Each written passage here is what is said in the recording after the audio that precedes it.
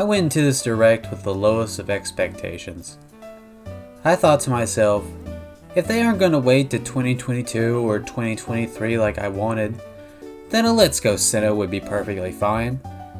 The style of that game is beautiful, and having following Pokemon and overworld Pokemon would be such a treat. They already have most of the models and an art style ready to go, so a Let's Go Sinnoh game should really be the bare minimum. Oh, you've gotta be kidding me. I gotta get this off my chest. And by the way, if you want more insight in how I see Let's Go and my thoughts on a Sinnoh remake before it was announced, I do have videos on my channel if you'd like to check them out. If not, no worries, this video will still be perfectly understandable. Okay, so, can I ask you guys to let me vent for a minute? Good? Good. So just going to say it, these games, they look terrible to me. The chibi models look really cheap. I don't like how they're designed at all. With those massive heads and those really tiny bodies and those weird little hands. I also don't like the lighting on them. They genuinely look like highlighters running around on land that isn't stylized to match them. The models and the earth, they look like they're from two different games to me. And then we have the in-game models, which... Why? Why aren't these the type of models we were using in the overworld? And why are they so bright? Why do we have these models at all? Why not just have the battles be in chibi form with the camera staying behind the player like in the originals? We could have a new chibi versions of Pokemon and have them dance or something like in Black and White. Hey, why not just use sprites and go for a similar look to those project games Square Enix is making? Oh yeah, if they did either of those things, they couldn't use the same stupid models from X and Y. A 13 game? And speaking of X and Y, stop saying these games look like 3DS games. That is an insult to the amazing visuals of those games. X and Y and Omega Ruby and Alpha Sapphire could do some incredible stuff, downright art in some cases. Do you remember flying around on Latios or Latias and having that incredible music accompanying you? Especially at night where it was just beautiful with the music and seeing the towns light up all while you're just soaring around. And Sun and Moon / Ultra Sun and Moon? They were just pushing the limits of the base 3DS. The visuals, they just did not seem like they were possible. Now, look at this and realize this is worse than the offerings of a 10-year-old system. But it looks like Link's Awakening and Let's Go. To all of you who would say that junk, have you played those games in a while? Because I can assure you that they absolutely don't. Sure, maybe at a glance maybe, but actually look and compare these for me. Do you see it? Here, let me spell it out. Link's Awakening went for a smooth toy or clay-like aesthetic. Everything looked like that, and it was so clean and easy on the eyes. Everything looked consistent, and it gave it this wonderful charm.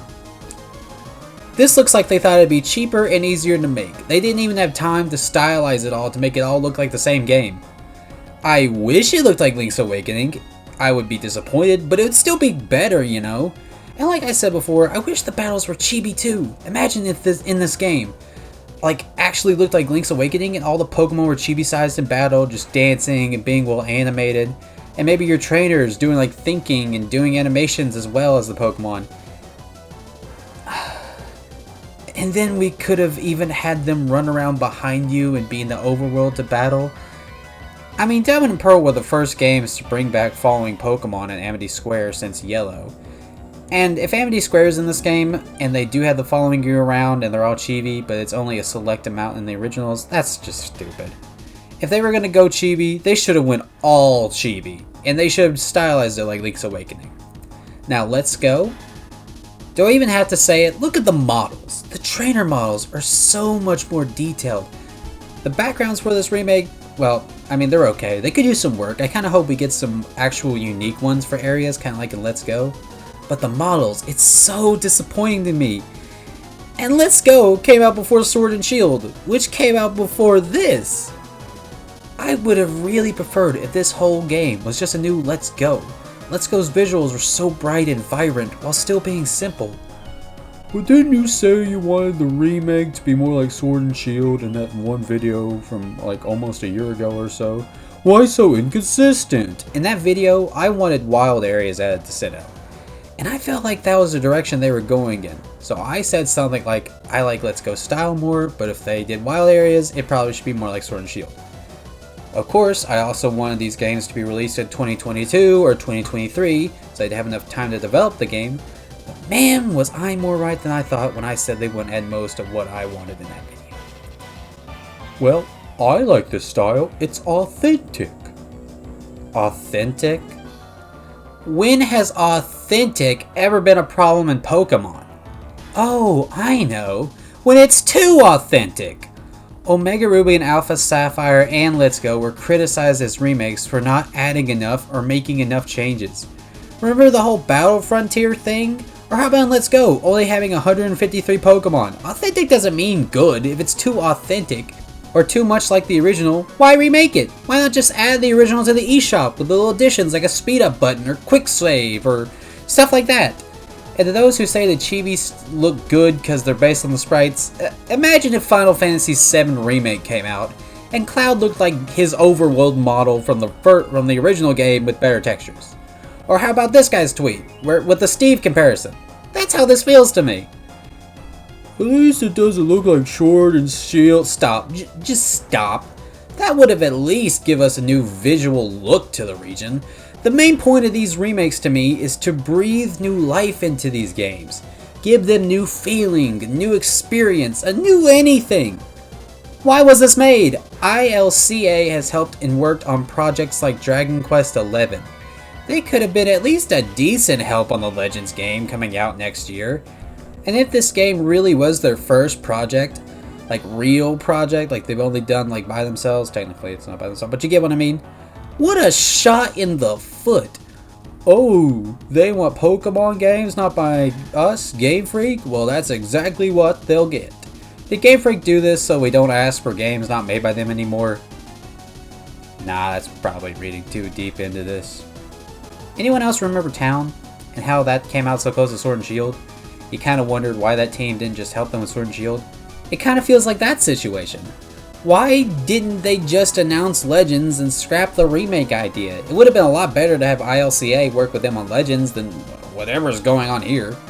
Well, I'll tell you why. If they didn't announce a remake, people would have been mad, and that's their right to be. Everybody has a right to disapprove just as much as you have a right to approve. I'm not trying to take away your fun. But if a game has problems, you should let your concerns be heard. I don't remember who said this, but somebody said we would have never gotten a game like Legends if we didn't give our complaints about Sword and Shield. And I have to entirely agree with that statement. If we never said anything about Sword and Shield, we would just get a Pokemon Up and Down or something. I have to give it to Game Freak. I do have to give it to them. These new titles, at the very least, look experimental. And that's what we wanted. Now, do I think these games look appealing for the remake? No, not really. Unless it has new gameplay elements like new areas and new characters that aren't just the usual stuff that comes standard with a remake like remade events, Mega Evolution, etc. I probably won't buy this game new, or maybe at all. But the art style is different. It's terrible, but different. And Legends, it's a game I'm keeping my eye on. It's a bit too early to call, so I'm gonna try and hold my tongue for now, but please delay this to late 2022. Take as much time as you need. And I do mean as much time as you need. Like I said before, the anime and cards don't need the games to come up with mountains of their own content, especially right now. And merchandise is gonna sell good like no matter what. Game footage not final? Do you really want to die on that hill? Because I could pull up Sword and Shield's trailers right now if you do. Game footage not final. When has a Pokemon game ever looked any different in any meaningful way from the initial trailer to like the second or third or even till release? When has it ever done that? I made this image in the original Diamond video as a joke.